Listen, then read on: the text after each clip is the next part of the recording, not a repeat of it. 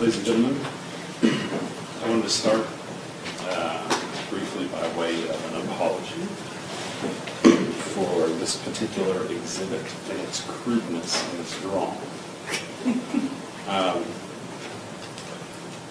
What happened in June in 2014 outside of Austin City is the absolute worst for Jonathan Price and for Megan Price, and in turn Debbie Price.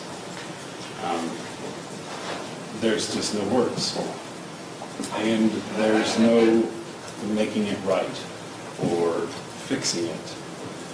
And anything said or done here today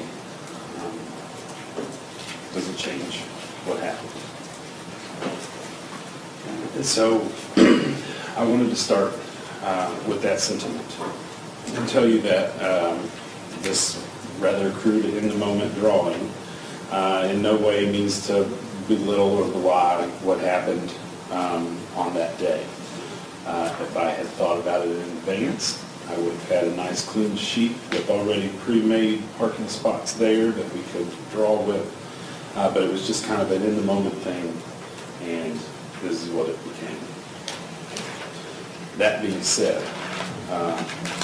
I do find it to be a rather useful exhibit of all the exhibits, and I think you might agree. You saw, thankfully, I had the wherewithal to turn this over to Megan earlier rather than later so that she could make it something that we could actually use to understand what happened that night. And so you see, she told me where to put these cars. She told me which car was the Equinox. She was right. She was absolutely right. And so then from there, I asked her, because it didn't quite jive what she was saying about coming from Austin City, when she's saying she's sitting on a truck looking at Austin City, and yet we see this video of the suspects coming from behind them. And so I asked her what it was and how did it happen. And if you remember, we have two lines being drawn, okay, her lines. She said on the Equinox, the back of the Equinox, she was sitting on what would be the driver's side. Mind you, this is the back, so the driver actually goes up here in this corner.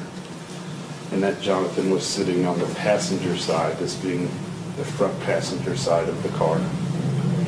And that she said a person in a white t-shirt came through here and turned around and was in front of her. And that another person came through this way and confronted Jonathan. Now, I'm not going to show you the video from the tienda, only because I would imagine you may see it a couple times in the next couple of closings that you hear. But furthermore than that, you have the ability during deliberations to view it as many times as you want to. And I would implore you to. You can look at it on the wall, which you guys have never seen before. You can tell them to go find that TV straight out of 1995 and show it to you on that one again. You can even ask to see it on a computer, straight up close, and just take turns everybody looking at it. It's up to you. But there's a lot of information in that video. For as far away as it is, and for how much we talked about what you could and you can't see in there, you actually can see a lot. And what you see, as you'll review it, is this play out almost precisely. What I would say now is when you view the video, as you may have noticed already, because you've seen it a couple times, the person in the dark colored shirt, you see them come around this car on the outside, pretty much the closest person to the actual video camera, okay? Now what you'll notice when you watch that you may not have noticed before is that person gets to the corner of that vehicle first. You see two people walk up, then there's some cars or vehicles in the way. Then you'll see this person come through here. Once you see that, that's when you see the other person go through here. That's visible. You can see the path that's taken in the video. So as I would say, I would implore you to watch that video and see the person coming around here and then another person coming through here. Now after that, you see a fair amount of activity. And that's a little bit tougher to parse out exactly what's going on in that. But it's important. It's important to look at. It's important to see. And it's important to, as we said in blood here, find the facts. Figure out what it was that did happen. You see flashes. Those are the gun flashes.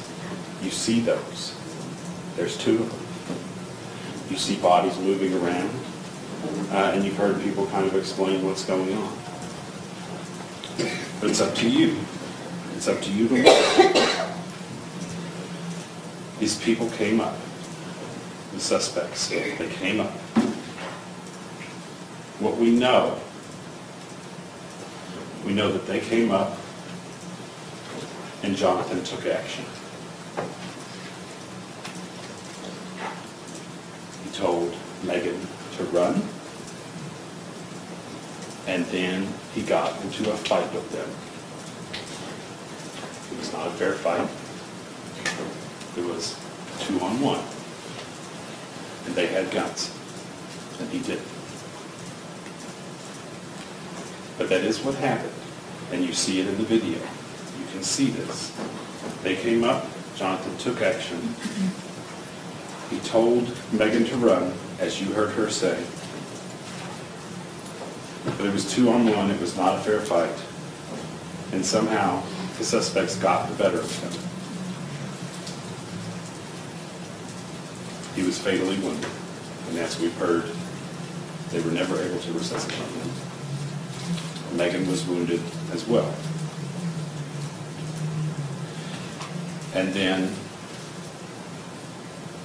the suspects that had walked up, then they went away on foot. Back down the way from whence they came and out of the picture. Back down behind the buildings.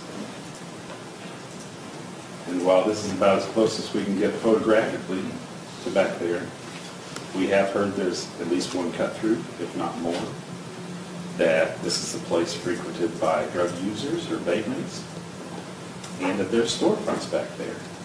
Lighting, we're not sure. Other things, we're not sure, but we know some amount of activity going on back around this way, which is where the suspects were. As you heard, the initial response was swift. If you know how far away the Woodhill movie theaters are to where this parking lot is, of course they're shut down now, I guess. Florence was over there and heard the shots. And he responded, having heard the shots. I don't know if you can ask for a much quicker response than that.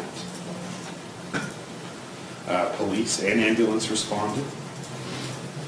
A perimeter was established all around. So through the Woodhill neighborhood, New Circle Road, we had police officers over by South and Christian and the Home Depot circulating, looking. This perimeter was established from the beginning. The dog track was attempted, but unsuccessful. Prices were transported, and Jonathan didn't survive. Now, the investigation begins. The investigation is separate and apart from responding to the emergency. The investigation begins, and from there, it is a crime-centric investigation, meaning they look at the crime and work outwards, see what they can find. When Detective Wolf was up here, he classified it as casting a large net. He wanted as much information as possible. Immediately that day, they began pulling footage, video footage, as much as they could get. Anything they could get their hands on, they pulled it. There's an exhibit over there showing all the number of different places they pulled footage from. Everywhere they could. They also interviewed Megan, who's the eyewitness, the only eyewitness. And they interviewed her. They interviewed her at the hospital. They interviewed her 2 times at the hospital. They recorded both of those interviews for posterity. And I think that her explanation there is important. As you heard Detective Wolf testify, we had a vague description. And you've heard a little bit about that. Now, Franz Wolf testified that as to the point of complexion, that Megan had said medium to dark-skinned black person. Well, then we went back through, and that's the power of these recordings that we have, is because memories sometimes can get messed up. And so we looked at the recordings. Megan Price talks about complexion 3 times. Twice in the first recording, which was, according to Detective Wolf, around 3 o'clock in the morning. And once in the second recording, which I believe he said was closer to 9:30 in the morning. First mention of complexion, a dark-skinned black man with dreads. Second instance, in the same recording, the first guy, he was darker skinned, had on a white t-shirt. And so Detective Wolf leaves, goes to the scene, does investigative duties, and he ends up coming back and talking to her again. He believes it's important to record her again, records her, and again asks about complexion. And it's this time where she says the first guy coming towards me, he was fairly dark in a white t-shirt. And now this is the same time where she starts saying the other person maybe even had a mask on. But her examples are dark-skinned black man, he had darker skin and fairly dark. Those are the morning of. On the morning of, this is how Megan Price identified her attackers. You also heard her talk about the guns that were used. On her, the person that was confronting her was holding a silver semi-automatic handgun. It said kind of like a Glock. She knows enough. She said she knows enough about guns to know that much. And she told you on the other one, the person that was confronting Jonathan had a revolver. And so she gave a description of how it happened. She gave a description of what the people looked like. She gave a description of what the guns looked like. And she also gave a description of where they went. Now, as I mentioned, in voir dire, in a lot of ways this case is both normal and not normal. And so one of the things about it being not normal is now I have to back up to a week before and talk about another incident, another robbery of 3 people who aren't related to the Prices, a different part of town, and it's somewhere approaching 3:15, 3:20 in the morning. And that's here at the Quality Inn. If you're familiar enough with the pictures at this point. As I mentioned, a different part of town. What we know is the suspects approached on foot. That the room was searched, that no shots were fired and no one was injured. The investigation began almost immediately. Again, quick response time, K9 track. A K9 track, as you've heard, that led somewhere over past where most of these pictures go. somewhere over here by Lexmark, Development Drive, as they have described it. Either around this way or around this way, not sure, and over here. Now, facts were taken down, salient facts at the time were taken down by the responding officers, and there were a lot of facts that were provided in testimony here at trial that weren't provided on the night up, such as any type of description about faces or noses or nostrils or anything like this that we heard, any of this business.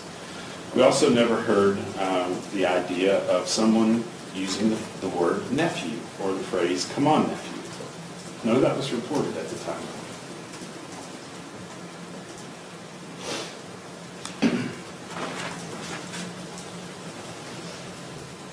These two things happened. Robbery at the Quality Inn, robbery and killing at the Austin City parking lot. They happened. They happened in June. And then it became July, and through the 4th of July, and through the middle of July. And then somewhere, at some point, in mid-July, almost ambiguously, everything seemed to shift or switch. We're no longer working from the crime out. Now, we are working towards a specific answer. You heard Detective Pilcher say sometime around July the 17th that it was info was continuing. Much the same with Detective Wolf.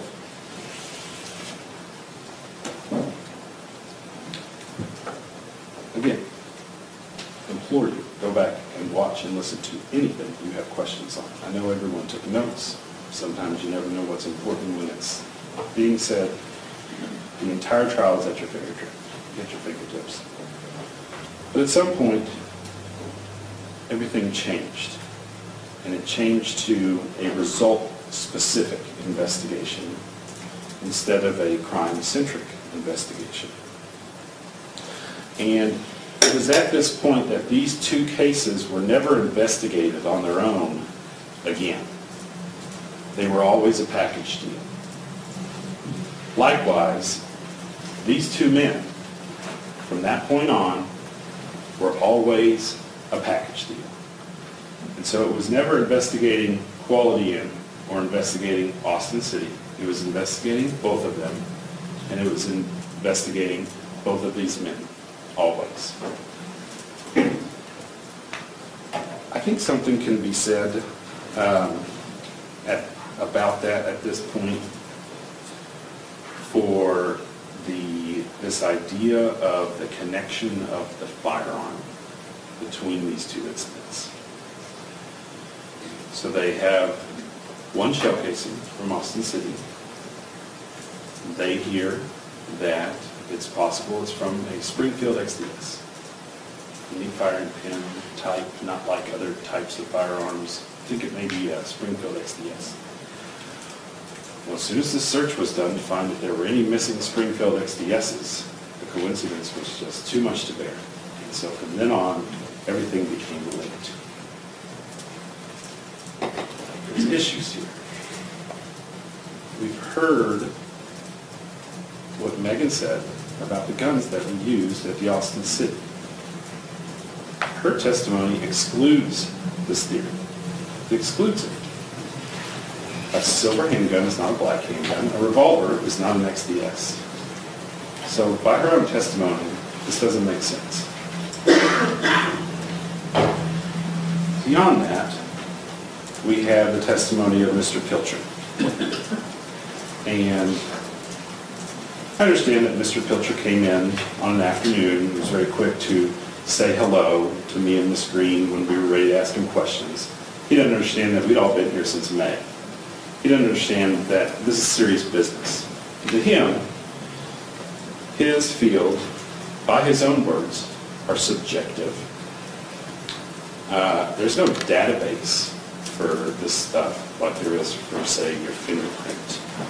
Put somebody's fingerprint in to see if they touched the door, or your DNA. You put your DNA in and see if your DNA is somewhere else. No, it's subjective.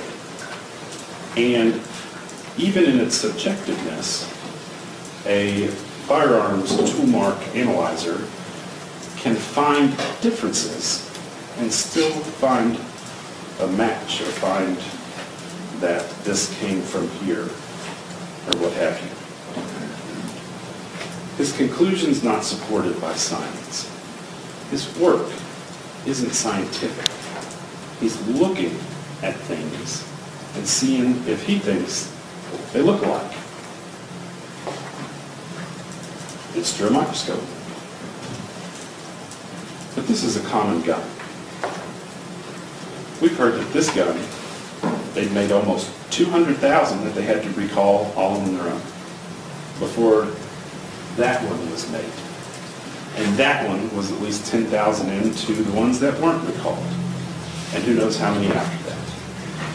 But Mr. Pilcher had never seen it before. And so, his testimony was what it was. Now, from this idea that these two cases are together and these two men are together, you start to see the investigation take shape through the end of July and on into August and beyond. We heard Detective Upchurch. Detective Upchurch went to the scene of the Quality Inn on July the 28th. Okay? This is well after the shift. And he didn't take pictures. We heard that the pictures that you saw were taken just a couple weeks ago. And I guess he didn't even take a walk around in the direction of the suspects walking off. Because by my count on these maps, it takes about 30 foot. You gotta walk about 30 foot in the direction that the people left before you see this. And if you're somewhere where there's a sign that says, hey, you're being recorded, you got to be thinking there's at least one camera around, if not more. And it turns out there's a lot more. The day that Detective Upchurch was out there was a month and a week or two afterwards. And you heard testimony, this footage was available for 2 months. And nobody pulled it. Patrol didn't pull it. It's 3 o'clock in the morning. It's at night. Maybe we can understand. A detective goes to the scene and doesn't pull this. Should ask questions. At some point, is it deliberate? Because you already know what your answer will be. Perhaps you're afraid of what you'll find. Now the 29th, the next day, Detective Upchurch drove to Somerset.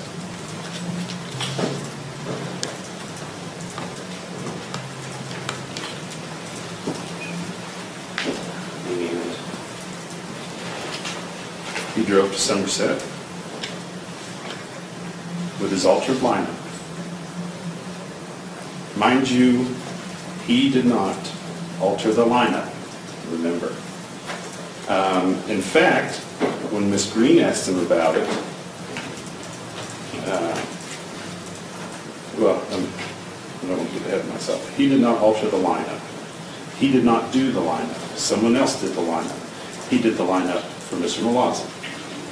But as far as Mr. Canada goes, he did not do the lineup. And that's not a big deal. He's done a lot of lineups, over 100. Sometimes he does them for his own cases. Sometimes he does them for other cases.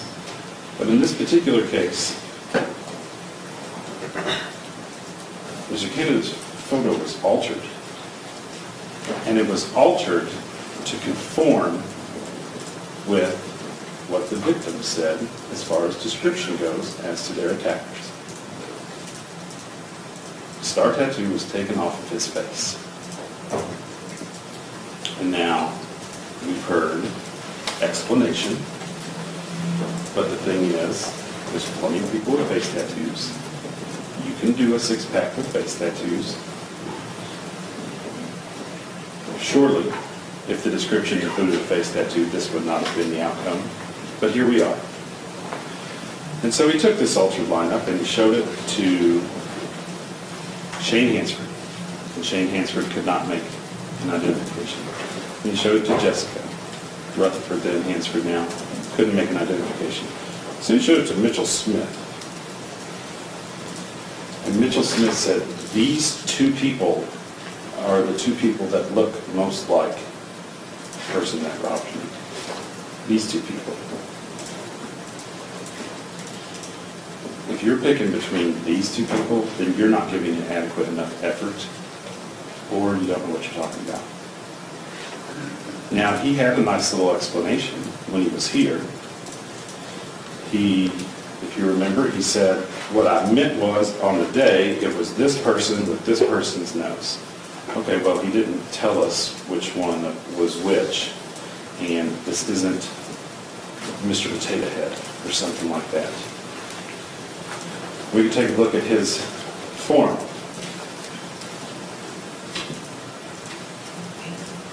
Here is a spot for a narrative.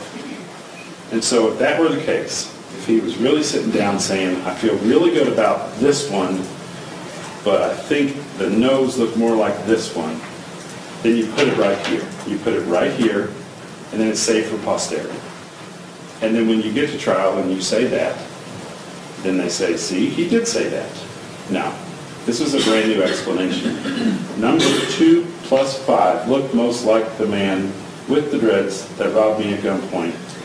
If I saw them in person, I could make a distinction from there and see how tall they were.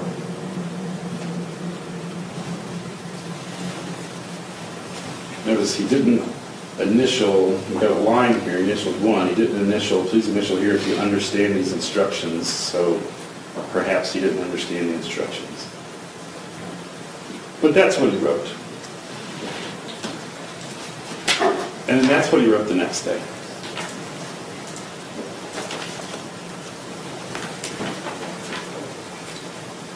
Mitchell Smith did not identify Enciniio, Canada. He would not be reliable to identify anyone who's African American by his own words. And by Detective Upchurch's words to Miss Green, if Detective Upchurch knew about this, he wouldn't even give him the lineup in the first place. Because as he said, it wouldn't have been reliable.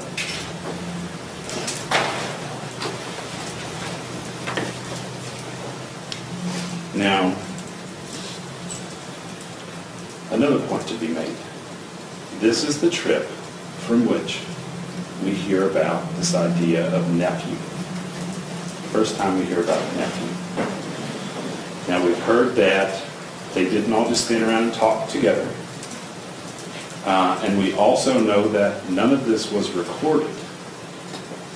Okay. None of this is recorded. There were seemingly 2 reasons why this wasn't recorded.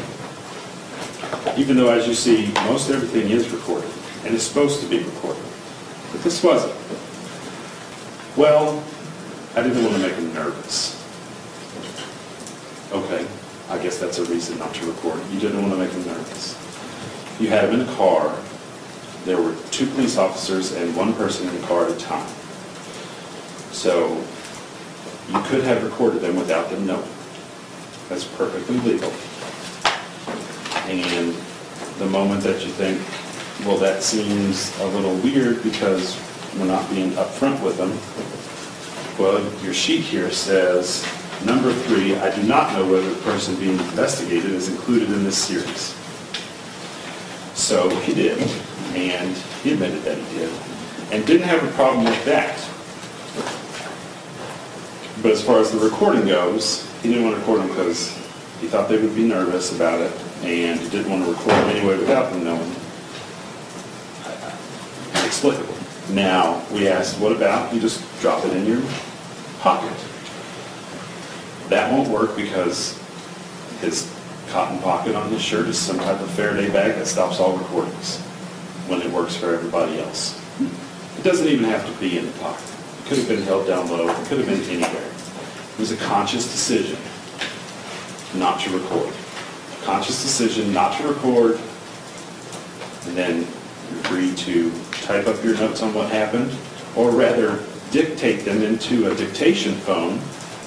All the more reason you should be recording, and then put them in a spreadsheet later that you don't provide, but are willing to tell the defense about if they just called you up, if they'd only knew about it. These are conscious decisions, and this is how something like this starts to take shape. So we're dealing with some assumptions, working out from the event. On the night of, we see, and I'm to Austin City now, we see two people walk up, we see the incident, we see two people walk, jog, run off. Now, they want to take this video, they want to back it up in 9 minutes and show you a car that goes traveling through and down the way that the walkers come up. That's the first assumption. The first assumption is that those people came out of that car. That's an assumption they're making. They'll never be able to tell you if it's 100% true or not. They're guessing. After that, there's another assumption. The assumption is that the car that you see go down that way is Rayetta Hudson's car that you see in Danny Scott Liquor. Again, another assumption. They don't know if it's true. They'll never be able to tell you if it's true or not, but it's an assumption they made. And so then we look at this. The parking lot. If you remember, the green is where, I believe it was Miss Green or Miss Kendall, was pointing out where you can see from the cameras. And I actually think that this side might have actually been a little bit more than what they have marked. I don't know if you guys felt that way or not. It seemed as though you could see just a little bit more, a shade more. This is the other angle that they showed, and then this would be what you get from the Danny Scott surveillance. So what does that tell us? Well, one, we got a pretty good idea for the T-end timing because Detective Barber says he checked his watch with, real time. When he was pulling the thing, he said 4 minutes on it. Okay, makes sense. Now we're talking about minutes, so that thing's showing a minute, and this is showing him some minute. So there is variance there of 30, 45 seconds, maybe none, but maybe some there. For Danny Scott, we don't have that. We have a witness that came in that said that he provided it to the police. His name was Brian Maxwell. And he talked about how these things can be off 1 minute, or 2 minutes, or 3 minutes, or sometimes an hour. And then he was talking about daylight savings time. So there's no way to know exactly how these two systems line up together. We know this one's roughly 4 minutes off, and we know this one's roughly correct. But those are approximates, and when we're dealing with something like this, it needs to be exacting, because there could be a big difference between 1 second and 57 seconds, or a minute and 57 seconds, or 2 minutes and 57 seconds. So they're making the assumption that this car pulls out here, and they'll catch you on the flip side if you'll just hang in with them while this car just ambles around. And then, oh, see, it's the same car. That's the second assumption. They want you to overlook a couple things. One is this, or this. A completely blind entrance and exit to this parking lot. But they have no idea what cars are going in, no idea what cars are going out. They just right next to the liquor store, but it is hoping you overlook it. Same with the middle. Out this way, any of this. Now over here we can kind of see cars going back and forth, and we saw some of that. We saw some cars that looked like maybe they were Rhea's car going through there. But there's more space here we can't see than there is that we can see. And so these are two monumental assumptions that we're making here. The fact that they are just saying, this is the car, that's where the car went, then it went down there, and the people that were in the car got out. Oh, by the way, these are the two people that were in the car. Those are monumental assumptions. And they shouldn't be taken lightly.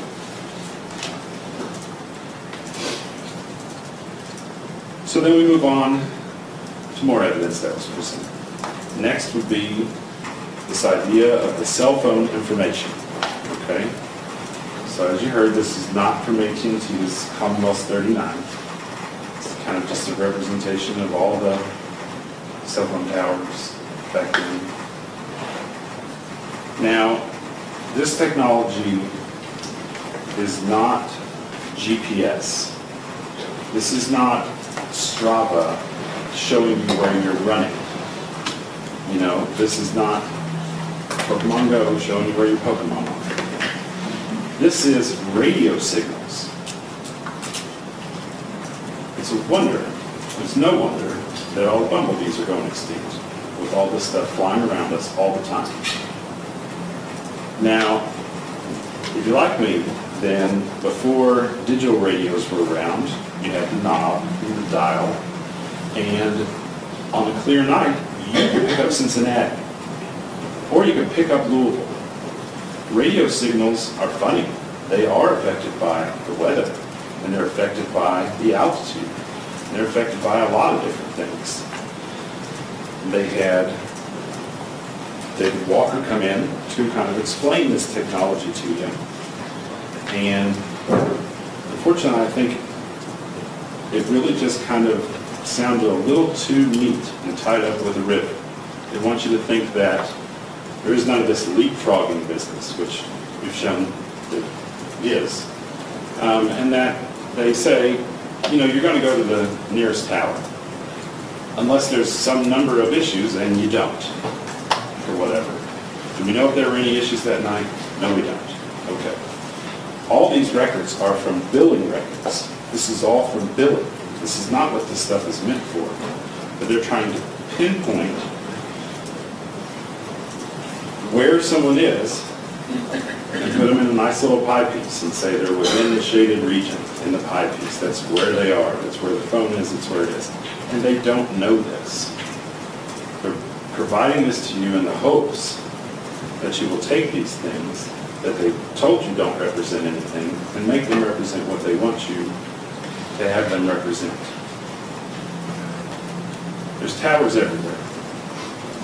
On top of that, I think it's very interesting. They've got a couple of towers that they're very interested in. One next to the Quality Inn and the ones down by Austin City. And so they want to put this in front of you and tell you, look, this phone is moving around, and it's right around where this stuff happened. Except it's also pointing directly at Rietta's house and never points at the hotel.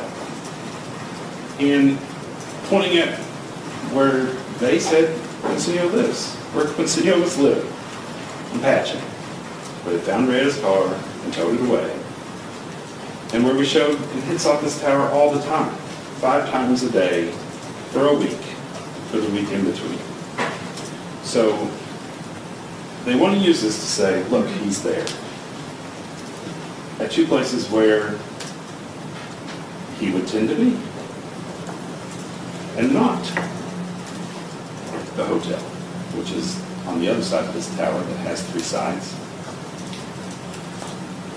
we would have where he lives.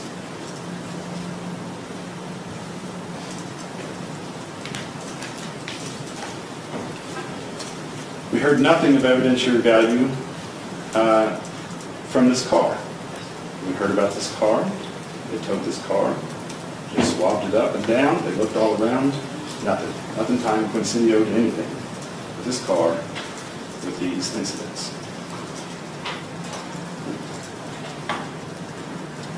And in fact, this business with the apartment complex and these people watching Shalonda Mawson and this car, I think it's important to note that it's not even the same car. They're talking about a white Crown Vic. And whatever it is they're talking about there, they're not talking about Quincinio. Nobody said his name. These people, as far as we know, don't even know who Quincinio is. The police officer didn't talk about Quincinio. Didn't find any of Quincinio's things there. And there was great pains made to say that there's stuff thrown out that wasn't clothes, just to show you that there was clothes thrown out, which was a hat. A different hat than other pictures we've seen. A hat that doesn't fit the description of Quality Inn. The hat doesn't really look anything like in Austin City, but they have a hat. This was, once it's switched, a rush job. You heard Ms. Duff say that in her deposition testimony, that it was a rush job. I believe even Mr. Pilcher said, you know, I was very busy, but it was a rush. What if this wasn't a rush job? What if this investigation was conducted and it wasn't rushed? What then? Because meanwhile, while we're rushing through everything, we're ignoring other information, or we're not following up on it. Or we're making an effort to conform the information that we have to the theory that we want. So this person at the Thorntons, which we did not watch the video of, Detective Wolf was told that this was Quincinio, Canada. And then he was told it wasn't Quincinio, Canada. And then you saw a video of him going back to a witness that told him it was Quincinio, Canada, and suggesting to her, maybe it's not Quincinio, Canada, maybe it's somebody else. Because by then it didn't make sense anymore. It made sense earlier, but now it didn't make sense. So we have to tuck it in, conform it with the overall narrative, and then go from there. This once large net that's been thrown out to catch everything is being constricted at this point. Now, months passed. August, September, October, November, December 2014. And no charge. No charge came. Presumably not enough to charge. And then eventually Antoine Woods entered the picture as he was cultivated as an informant. Mr. Woods is a charlatan. And there are a succinct number of reasons why he should give his testimony absolutely no weight. Number one, and perhaps the most important, it could not have happened. It happened. Okay? He's living off Hedgewood Court. Hedgewood Court is 2 rights from the intersection of Woodhill and Codell. It's right there. It's right there. Hedgewood Court is a big old 1 in, 1 out. So not just a cul-de-sac, but actually a big square, as we saw with the tail. Antoine Woods would have you believe that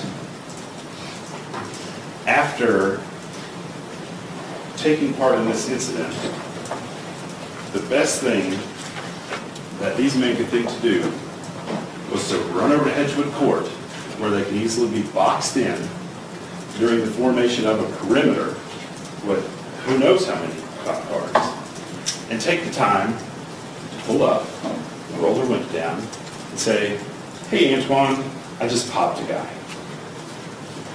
That did not happen. It's not even close to happening. Another reason.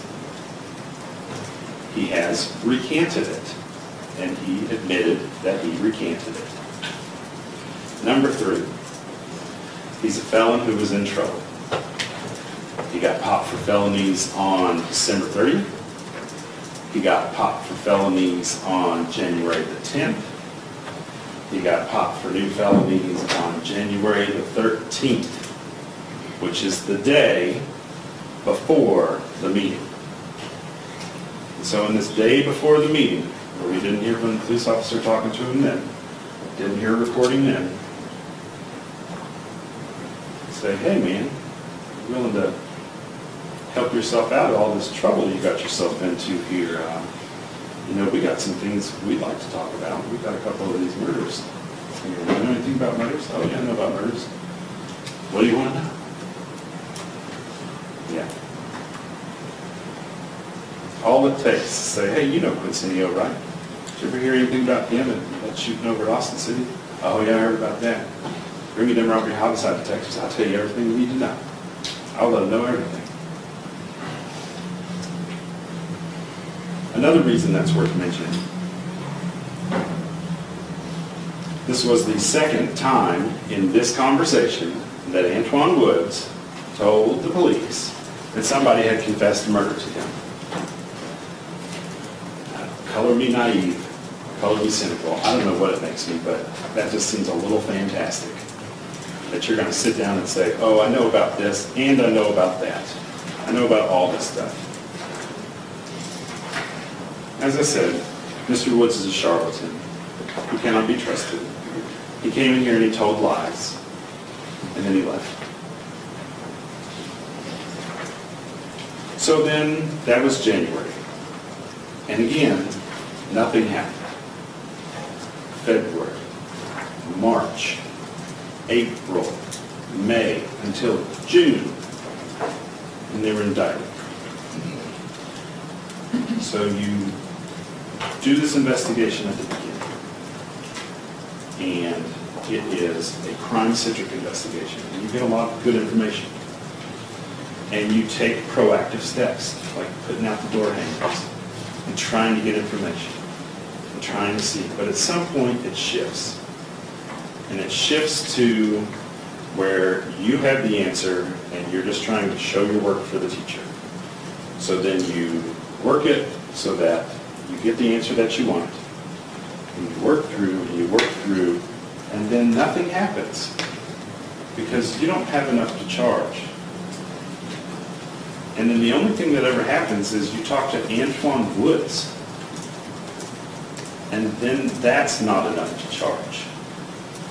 And then eventually, you lay a charge. Because we waited this long and we've got this much, so we'll put it in front of the jury.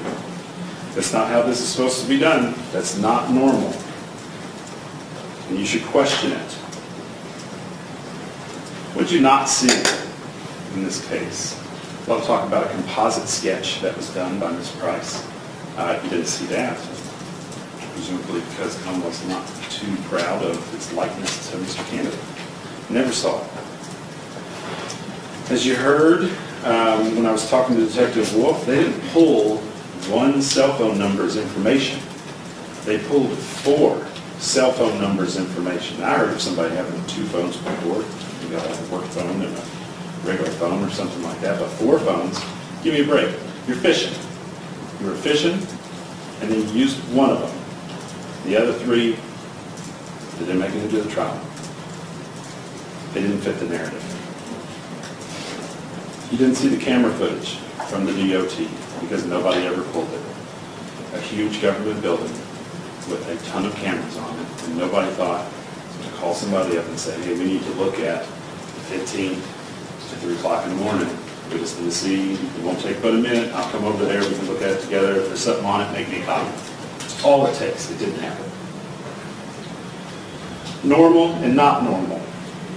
As I mentioned in voir dire, normal and not normal. It's normal to lay a charge if you think you have the evidence. It's not normal to wait and wait and wait and wait and wait. It's normal to try to pinpoint the whereabouts of the person you're accusing. But it's not normal to use this information that's not made for that type of conclusion and is rife with the possibility that he was just there anyway because that's where he stayed and that's where his girlfriend lived. It's normal to do a six-pack lineup for somebody that's a victim of a crime that says, do you see your assailant? It's not normal to alter the photos to fit the description that was given on the front end. It's normal to have an identification in a case. Somebody come up and say, that's the person that did it. Notice nobody said that about us in here. The closest we got was Mitchell Smith, who ID'd two people who don't look anything alike, not even close. It's normal to follow up on your leads. And you heard about the type of information that was coming in this case. And nowadays it's going to be that it was all anonymous tips. But we know that's not true. We know it wasn't just anonymous tips. We know that even an attorney showed up, sent a note to the U.S. Attorney's Office, who then forwarded it to the police and said, look, here's some information. That guy wasn't a hack. I mean, straight up. What's not normal is following up on that lead 4 years later on the eve of trial so that you can say that you did. By then the information's gone, it's all gone. That information was provided in early July, early to mid-July. It was provided. Detective Wolf said he got that information. And he made the decision he wasn't going to follow up on it. Now, for some reason, he changed his decision and did follow up on it, but 4 years too late. That's not normal. Normal is having DNA in a case. A normal thing is to have DNA evidence to show here's the DNA of the person that we've accused. What's not normal is to have DNA foreign to your victim, foreign to your victim's wife, and foreign to both of the people you have charged in the crime. So to have DNA that actually excludes the people that you've charged with the crime, that's not normal. That's not normal at all. And finally, something else that's not normal. Normally not. I think in a case it may be normal to have video of the defendant, maybe at the scene, perhaps. That might be normal in a good prosecution. You can show a video of who you're accusing of being there. Now, not normal is this is 3.5 hours difference, 3.5 hours before. So that's a little not normal. Also not normal is maybe you didn't even know about it. This is evidence that was collected by the police. And they were collecting all the evidence. As you heard, testify, everything was reviewed, fine-tooth comb, wanted to have a good investigation, and somehow this was overlooked. I don't buy it. This came up because we brought it up. And once we brought it up, they couldn't not show it anymore, so they had to show it. And so the most abnormal thing about having video that shows the defendant that you've charged, it's not normal when that video actually proves his innocence. That's what's not normal. And that's why they weren't upfront about it. And I'll show you what I mean. As you heard, this was at the Food Mart. I think they called it the Dairy Mart, but Dairy Mart, Food Mart. It was at a store in the same building as Danny Scott. So we're in the same parking lot as the incident. It happened. This is 3.5 hours before, so this is beyond the 20th. 9:55, I believe, 48. seconds on the security clock. Now they showed it to you. They showed it to you super sped up, real quick, on recalling a witness, and then it was done. It was done. But you saw it. It was Quincinio. It was not DeJuan that he's with at the time. And they're there for not very long. They're there, they pull up, they get out, they go into the store, presumably they get something, they come back out. Quincinio's acting like a goofball. He's dancing around. Now, they like it because Quincinio's in a white shirt. He is. Quincinio's in a white shirt. It's June. It's an undershirt or a long shirt, t-shirt. It's a white shirt. There's reasons they don't like it too. This is the first one. Defense Exhibit D. It's actually a collective exhibit, so just a few things Ms. Perdue was going over with the cell phone people. And one of them is at 6/20/14 at 10 p.m.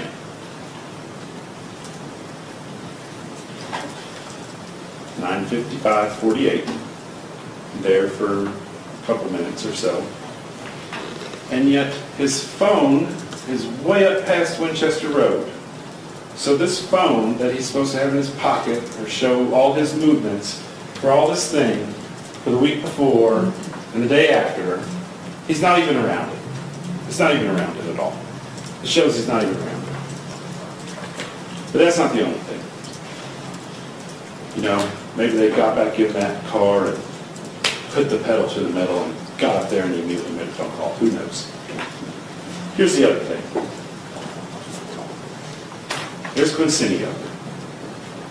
His shoes are white, or at least half white, or partly white, or mostly white, or something. They're white. Look at them. As I said, I'm not going to play this video again, but you're going to see it again, and I suggest you ask for it. This is the video from Tienda. The person in the white shirt does not have white shoes on. Plain and simple. Just doesn't. Now, I talked to Detective Wolf about this a little bit. We talked about what you can and can't see out of this video, because there's a lot you can't see. And he was quick to point out that you can see clothing. And he's right. You can see clothing.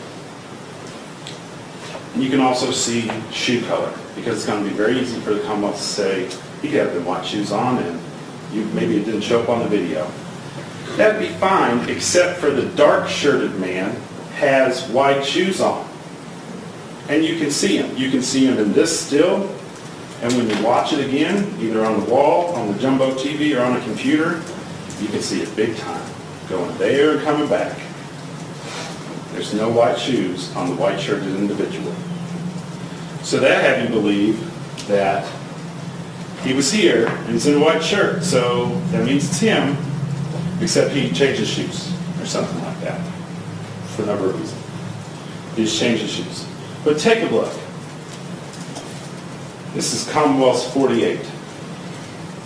You can see it in this picture. The person in the dark shirt has white shoes on. The person in the white shirt, you cannot make out their shoes. You see absolutely no white. Through the light, going there, coming back.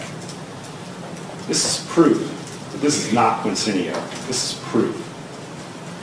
Not that there's a reasonable doubt. This is proof of his innocence. And this is something they didn't want you to see.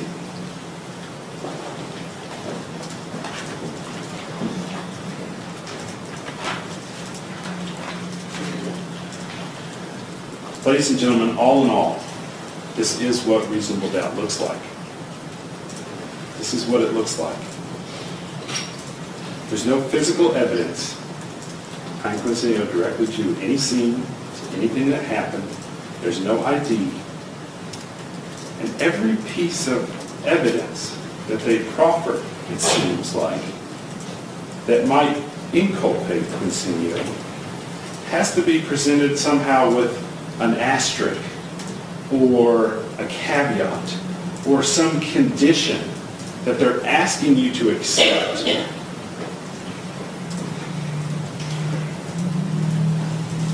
don't do it. They're going to ask you if it passes the smell test. It doesn't. It smells like reasonable doubt. Evidence shouldn't have this type of condition precedent to you accepting it. It should not come with a disclaimer.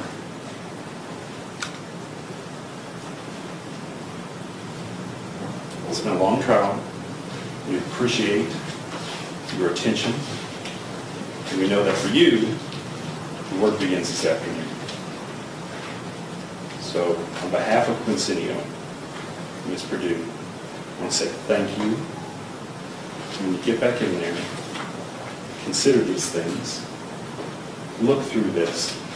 Watch that video as many times as you need to, and watch the testimony of any witness that you want. Because when you do, the only logical conclusion is this is not Quincinio, and he is not guilty. Thank you.